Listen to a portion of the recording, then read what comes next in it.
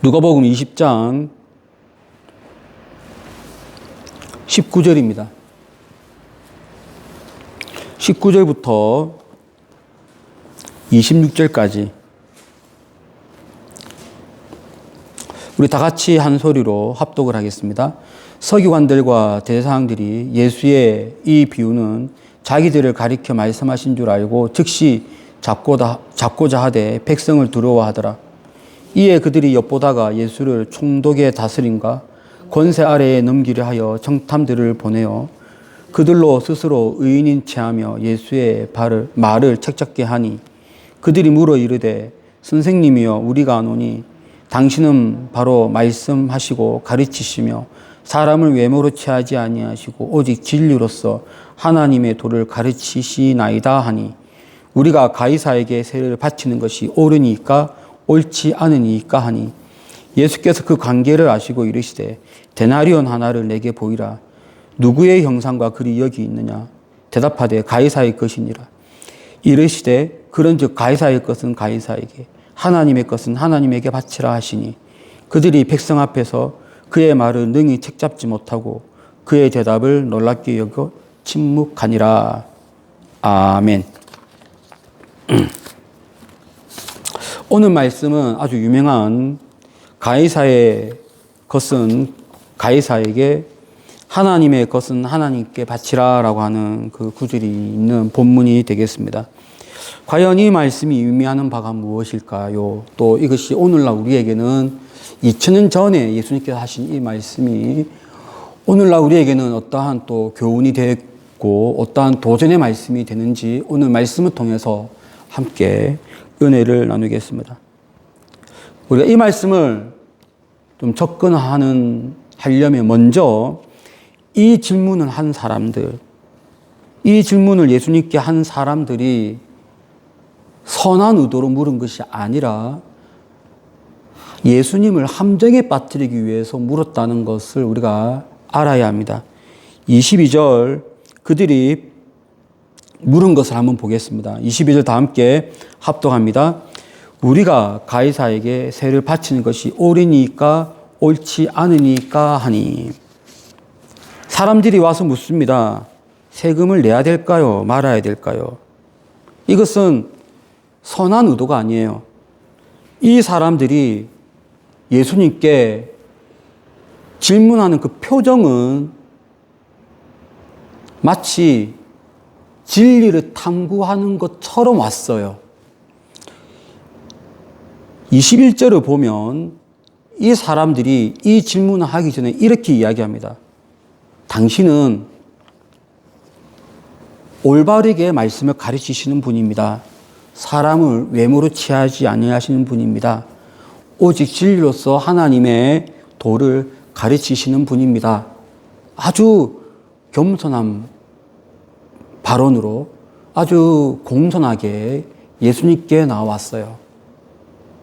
그런데 여러분, 이렇게 공손하게, 겸손하게, 바른 자세로 예수님께 물었다고 해서 이들이 선한 의도를 가졌다라고 단정할 수가 없는데 이들은 실은 이렇게 온 이유가 예수님을 함정에 빠뜨리기 위해서 왔어요. 여기 보면은 20절에 틀림없이 이들은 함정에 빠뜨리기 위해서 왔다고 말씀하고 있습니다. 우리 다 함께 20절 말씀을 합독을 하겠습니다.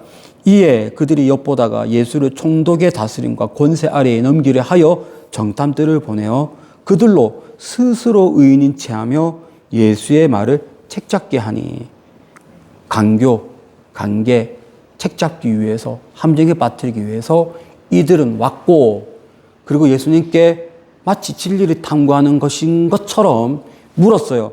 예수님, 우리가 가이사에게 세금을 바쳐야 될까요? 말아야 될까요? 자, 그러면 여기서 말하고 있는 함정이라고 하는 것이 도대체 어떤 함정인가? 인구조사는 유대인들에게 엄청 민감한 내용입니다. 왜냐하면은 말씀에서 인구조사는 임의적으로 사람이 원한다고 해서, 통치자가 원한다고 해서 막 하는 것이 아니에요. 심지어는 하나님이 세운 다윗이라고 할지라도 인구조사를 자기 마음대로 할 수가 없습니다. 인구조사는 하나님의 영역에 속한 것으로 처음부터 시작했어요. 이거에 대한 근거가 출애굽기 30장 12절인데 한번 다 함께 출애굽기 30장 12절에 인구조사가 어떠한 의미인지 합독을 하겠습니다. 내가 이스라엘 자손의 수요를 조사할 때에 조사받은 각 사람은 그들을 계수할 때에 자기의 생명의 속전을 여호와께 드릴지니 이는 그들을 계수할 때에 그들 중에 질병이 없게 하려 함이라. 여기 보세요. 사람의 수요를 세는 것, 인구조사를 하는 것은 하나님께 속한 영역이에요.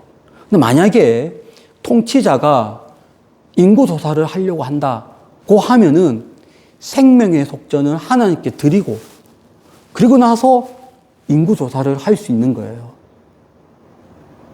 인구조사는 하나님께 속한 영역이고 생명의 속전을 하나님께 드려야 된다. 이것이 유대인들 사회에 쫙 깔려있는 사상이에요. 인구조사는 할 수 없다? 만약에 한다 할지라도 그 1인당 사람 수요를 셀 때에 그 1인당 사람에 대한 생명의 속전을 하나님께 드려야 한다. 그런데 로마가 유대인들을 통치하잖아요. 로마가 유대인들을 통치하면서 인구조사를 합니다. 로마가 인구조사를 하니까 유대인들은 반발을 하는 거죠. 어떻게 하나님께 속한 영역의 인구조사를 로마가 마음대로 하지? 거기다가 로마가 인구조사를 한 목적이 있어요. 인구조사를 해서 사람 수대로 세금을 모아서 로마의 정부에 집어넣는 거죠. 그러니까 더더욱 유대인들은 반발을 일으킵니다. 인구조사를 하면 생명의 속전을 하나님께 드려야 되는데 로마는 인구조사를 해서 그 1인당 세금을 로마에게 기속하니 유대인들은 반발하는 거죠. 그래서 여러분 22절에 나오고 있는 우리가 가이사에게 세를 바치는 것이 옳으니까 라고 할 때 이때 이 세가 보통 물건에 붙이는 세금이 아니고 인두세를 말합니다. 헬라어는 틀림없이 인두세라고 기록을 하고 있어요. 그러니까 다시 이렇게 볼 수 있습니다. 예수여, 우리가 가이사에게 인두세를 내는 것이 옳습니까? 내야 됩니까? 말아야 됩니까? 그러면 이것이 함정이라고 하는 이유가 예수님께서 내지 마라 라고 하면 로마의 인두세를 내지 마라 그러면 친로마 세력들, 오늘 여기에서는 그 사람들이 정확히 누군지 나오지 않는데 마태복음, 마가복음에는 여기 예수님께 온 무리들 중에 헤롯 당원이 있습니다. 헤롯 당원은 친로마 세력, 로마의 모든 정책을 밀어주고 지지하는 세력들. 예수님께서 내지 마라 그러면 헤롯 당원들이 반 로마 선동가다라고 해서 예수님을 걸고 넘어지는 거예요. 그래서 여기 보면 총독의 다스림과 권세 아래 넘기려고 온 거예요. 내지 마라라고 할 수 있는 가능성이 훨씬 더 많으니까. 예수님은 갈릴리 출신이고 그리고 보통 서민들하고 많이 소통했으니 틀림없이 내지 마라라고 얘기할 것이다 라고 생각을 했던 거죠. 그러면 예수님이 이것을 내라 그러면 누가 들고 일어나냐면 서민들이 들고 일어나는 거예요. 바리새인들, 열심당원들, 민족주의 사람들, 이런 사람들이 아니 어떻게 친로마적인 이야기를 할 수 있냐. 그래서 예수님이 내라라고 하면 한쪽이 들고 일어나는 내지 마라 그러면 또 다른 한쪽이 들고 일어나는 그러한 구조로 사람들이 이러한 질문을 합니다. 인두세를 내는 것이 옳습니까? 옳지 않습니까? 내야 됩니까? 말아야 됩니까? 라고 물었습니다. 우리가 교회 생활을 하는데 정말로 순수하게 예수님을 믿어야 돼요. 아무런 사심 없이 예수님을 바라봐야 돼요. 그런데 다른 목적으로 교회에 오고 다른 목적으로 예수님을 알려고 하는 사람들이 상당히 많이 있단 말이죠. 다른 목적, 사업을 위해서. 아니면 사람들 만나기 위해서. 여러 가지 목적으로 교회를 오는 것이 목표로 되어 있는 사람들이 되게 많은데 그게 아니라 우리가 예수님을 믿는 이유는, 우리가 교회에 나오는 이유는 예수님을 알기 위해서. 여기에 온 사람들은 예수님을 알기 위해서 온 것이 아니라 예수님을 함정에 빠뜨리기 위해서 왔습니다. 여기에 대한 예수님의 대답이 바로 무엇이었냐면 가이사의 것은 가이사에게입니다. 그리고 다 함께 24절, 25절 예수님이 하신 말씀을 합독을 하겠습니다. 데나리온 하나를 내게 보이라. 누구의 형상과 글이 여기 있느냐? 대답하되 가이사의 것이니이다. 이르시되 그런즉 가이사의 것은 가이사에게, 하나님의 것은 하나님께 바치라 하시니. 예수님이 묻습니다. 데나리온 하나를 가져오라. 이때 데나리온은 로마 동전이에요. 당시에 유대 사회에 유대인들이 주주한 동전도 있었고 로마의 동전도 있었고요. 그리고 이집트에서 건너온 돈도 있었고요. 헬라 돈도 있었고요. 참 돈이 많았어요. 그때 일반적으로는 지식인들 그리고 성전에서 기득권을 행사하는 사람들은 로마 돈을 상당히 많이 들고 있었어요. 그래서 예수님이 데나리온 하나를 내게 보이라라고 할 때는 로마의 동전을 보이는 거죠. 그게 로마의 데나리온이에요. 거기에 앞면이 있고 뒷면이 있는데 앞면에는 뭐가 있었냐면 당시의 황제의 형상이 있었어요. 황제의 형상이 그려져 있고 그 주변으로 어떤 글이 있느냐. 신이 된 아구스투의 아들 티베리아스 황제라고 하는 말이 있어요. 그러니까 신이 된 아우구스투스의 아들 티베리우스 황제. 자, 그러니까 여기에는 철저하게 당시의 가이사, 당시의 시저 티베리우스 황제의 글과 황제의 형상이 그려져 있는 거죠. 그럼 뒷면에는 뭐가 있냐면 뒷면에는 최고의 제사장이라고 하는 글귀가 있고 거기에는 팍스 신, 평화의 신, 여자 신이 딱 그려져 있어요. 그래서 이 동전 자체가 뜻하는 바는 로마 황제는 통치자이자 신이 된 아우구스투스의 아들이자 황제이자 최고의 제사장이다. 정치의 넘버원이요. 그리고 국민의 넘버원이요. 그리고 제사장, 종교에서도 넘버원이다라고 하는 의미가 이 동전에 담겨져 있는 거예요. 예수님이 묻습니다. 여기에 있는 형상과 글이 누구의 것이냐? 가이사의 것입니다. 그때 예수님이 하신 말씀이 가이사의 것은 가이사에게. 이것이 무엇을 의미할까요? 이 가이사의 것은 가이사에게라고 하는 이 말 자체가 지금 현재 로마가 유대인들을 다스리고 있는 이 체제를 100% 순응하고 인정하고 거기에 따라라 그런 말보다는 그런 체제를 따라라 라기보다는 그 로마의 통치를 100% 인정하라 그런 말보다는 로마가 통치하고 있는 체제 속에 살고 있으니 그 체제 아래 살고 있는 국민들이라면 그 체제 아래 살고 있는 우리 유대인들은 그냥 이 사회에서 각자 주어진 책임을 다하라라고 하는 그런 말이에요. 그러면 그 각자의 책임을 다하라라고 하는 말에는 어떤 말이 있냐면 내야 될 세금이 있으면 세금을 내라. 이게 아무리 바리새인들이 인두세를 반대해도 어쩔 수 없이 냈거든요. 로마가 가지 마라 그러면 그 정책이니까 또 가지 말아야 돼요.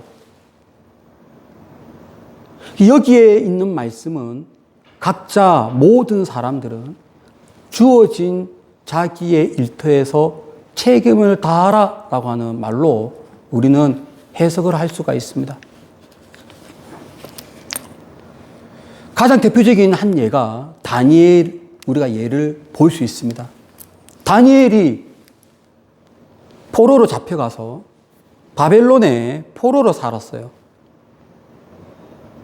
거기는 다니엘은 그 체제를 찬성한다, 반대한다 이걸 떠나서 자기에게 주어진 영역 안에서 최선을 다하는 삶을 살았어요. 비록 포로로 잡혀왔지만 내가 이 땅에 살기 위해서는, 내가 이 땅에서 하나님의 영광을 드러내기 위해서는 나에게 주어진 나의 책임을 열심을 다해서 하는 거예요. 공부할 때가 있으면 공부를 하고, 앞으로 진출할 일이 있으면 진출을 하고, 각자 맡겨진 일에 열심히 사는 것, 가이사의 것은 가이사에게. 우리가 대한민국이 지금 펼쳐놓고 있는 이 정책이 싫다고 해서 그 부인하고 살 수 있습니까? 내가 이 정부를 반대하든 찬성하든 상관없이 우리가 가져야 될 본분은 이 땅에서 열심히 사는 거죠. 나에게 주어진 책임이 있다 그러면 그 책임을 다해야 되는 거죠. 바리새인들이 왔어요. 바리새인들은 바리새인들로서 책임을 다해야 되는 거죠. 여기에 또 누가 왔냐면 헤롯 당원이 왔습니다. 헤롯 당원은 헤롯 당원으로서의 맡은 바 본분을 다하면 되는 거예요. 가이사의 것은 가이사에게. 이 말씀은 각자 주어진 이 체제 안에서 열심을 다하라라는 그런 말씀으로 던졌습니다. 근데 이렇게만 하면은 마치 세금을 내라 라고 하는 뉘앙스로 들릴 수가 있는데 그 다음 말씀이 훨씬 더 중요합니다. 우리 그 다음 말씀은 25절에 있는데요. 다 함께 25절 말씀을 합독을 하겠습니다. 이르시되 그런즉 가이사의 것은 가이사에게, 하나님의 것은 하나님께 바쳐라. 여기서 말씀하고 있는 하나님의 것은 하나님께, 이건 무슨 말일까요? 가이사의 것은 가이사에게, 가이사의 형상이 있는 것은 가이사의 것이에요. 이 동전은 가이사의 형상이 있었어요. 가이사에게 줘야 될 것은 줘야 됩니다. 자, 그러면 하나님의 것은 무엇일까요? 그것은 하나님의 형상이 있는 것, 곧 우리들을 말합니다. 우리들은 하나님의 형상이 있는 것이니까 우리들은 누구예요? 하나님께 드려야 됩니다. 우리 다 함께 말씀, 창세기 1장 27절 말씀을 합독을 하겠습니다. 하나님이 자기 형상, 곧 하나님의 형상대로 사람을 창조하시되 남자와 여자를 창조하시고. 하나님의 형상은 무엇이냐? 사람이 곧 하나님의 형상이에요. 사람은 하나님의 형상이니 하나님의 것입니다. 우리는 하나님께 드려야 됩니다. 가이사의 형상이 있는 것은, 이 동전은 누구의 것입니까? 가이사의 것입니다. 가이사에게 줘야 됩니다. 우리는 가이사의 동전을 갖고 있으니 여기에서 만들어 놓은 체제 안에서 우리는 열심히 사회적 책임을 다하면서 살아갑니다. 근데 이보다 더 중요한 거는, 그러면서 동시에 나는 어떻게 살아가야 될 것인가? 여기에서 사회적 책임을 다한다고 해서 나의 모든 온 전심을 사회적 책임을 다하는 것에만 몰두하면 되느냐? 더 중요한 것은 나는 하나님께 드려라. 여러분, 이 말씀이 여기에 예수님을 책잡기 위해서 온 사람들에게 얼마나 꼼짝 못하게 하는 말씀인지, 여기 온 사람들은 바리새인도 있었고요. 여기 온 사람들은 헤롯 왕도 있었어요. 바리새인들은 민족주의 성향을 많이 갖고 있는 사람들, 헤롯 왕은 정반대 친로마적인 세력의 사람들. 이 둘 다 정치적인 입장은 달랐어요. 인두세를 바라보는 입장이 달랐어요. 한쪽은 반대했어요. 한쪽은 찬성했어요. 그런데 그것과는 별도로 이 둘 다 공이 인정하는 바는 무엇이냐? 우리 사람은 하나님의 형상으로 지음받았다는 것은 이 두 사람 다 인정하는 바입니다. 이 둘 다 어떻게 살아가고 있었느냐? 각자의 영역에서 나의 책임을 다하면서 동시에 하나님의 형상으로 살아가는 것이 또 한편의 삶의 목표였답니다. 헤롯 왕도 아무리 친로마이지만 하나님의 형상으로 지음받은 우리들이니 하나님께 나의 것을 드려야 된다 생각했던 사람들이에요. 이 바리새인들도 우리는 하나님의 형상으로 지음받았으니 하나님께 나의 모든 것을 드려야 된다라고 생각하면서 살았던 사람들이에요. 그래서 이 말씀이 여기 찾아온 사람들에게 꼼짝 마라. 이러지도 못하고 저리도 못하고 분명히 함정에 빠뜨리기 위해서 왔는데 예수님의 결론을 내준 말씀이 맞거든요. 그래서 이들의 반응이 이러합니다. 능히 책 잡지 못하고 그의 대답을 놀랍게 여기어 침묵하니라. 예수님의 말씀이 맞는 말씀이거든요. 하나님께 영광을 돌리는 삶을 살아야 한다. 이 말씀이 오늘 우리에게 주는 의미가 있습니다. 우리 교인들 만나면요, 어떤 사물을 바라보는 관점이 다릅니다. 아무리 같은 부산에 살았어도, 혹은 아무리 30년, 40년 같은 교회에서 신앙생활을 했어도 어떤 사물을 바라보는 관점이 달라요. 특별히 정치적인 입장이 달라요. 제가 생각하는 정치적인 입장과 다른 집사님이 생각하는 정치적인 입장이 달라요. 어떤 정책에 대해서도 달라요. 똑같은 정부를 지지하지만 그 정부가 내놓은 정책에 대해서 이야기를 나누면 또 달라요. 내가 다르고 그도 다릅니다. 다르다고 해서 이 사회를 부정하면서 살 수 있느냐? 결코 그렇지 않습니다. 정책에 대해서, 정부에 대해서, 어떤 이념에 대해서 입장이 다르고 싫다 할지라도 우리가 똑같이 생각해야 되는 것은 이 땅에서 열심히 살아가야 돼요. 그러면서 동시에 보는 사물에 대해서 관점은 다르다 할지라도 똑같은 한 가지 통일된 생각은 하나님의 영광을 위해서 사는 것은 우리가 똑같이 누려야 될 바입니다. 정치적인 입장이 서로 달라도 우리는 하나님의 영광을 위한 삶을 살아야 됩니다. 어떠한 정책에 대해서 심히 반대하는 두 부류가 있다 할지라도 그 두 부류 다 우리가 누려야 되는 삶의 가치는 하나님의 영광을 위한 삶을 살아야 합니다. 나는 하나님의 형상으로 지음받았으니 하나님의 뜻대로 사는 그러한 우리의 인생이 되어야 합니다. 하나님의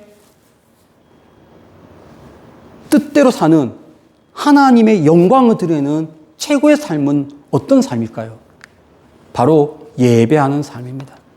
하나님께 항상 예배해야 돼요.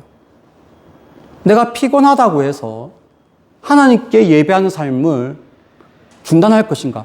그렇지 않습니다.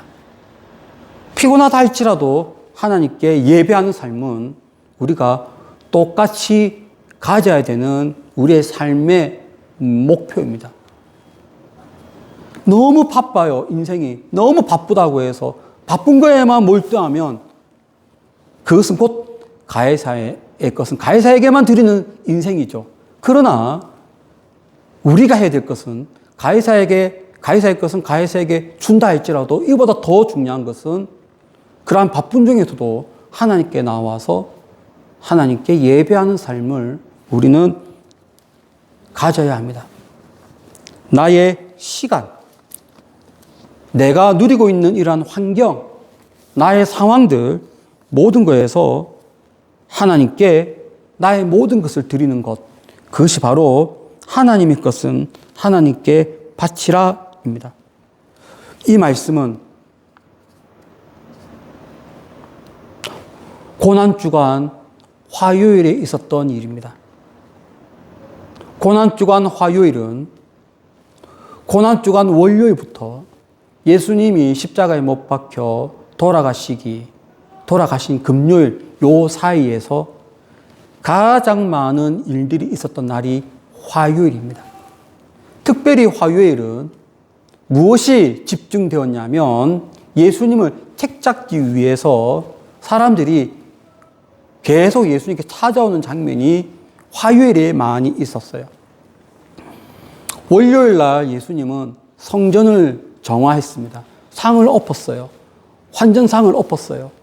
비둘기, 양 매매하는 사람들의 상을 엎었어요. 그랬더니 화요일 날 사람들이 찾아옵니다. 너가 무슨 권위로 그 일을 행하였느냐? 누구의 허락받고 상을 엎었느냐? 예수님을 책잡기 위해서 왔습니다. 그때 실패했어요. 책 잡는 것이 실패되었어요. 그래서 두 번째 온 것이 바로 이 사건입니다. 어떤 대답을 하든지 간에 걸고 넘어질 수 있는 질문을 딱 준비해서 예수님께 찾아왔어요. 그때 예수님은 책 잡으러 온 이 두 부류에게 똑같이 통용되고 똑같이 인정되어지고 똑같이 누려야 되는 제1원칙. 하나님의 것은 하나님에게.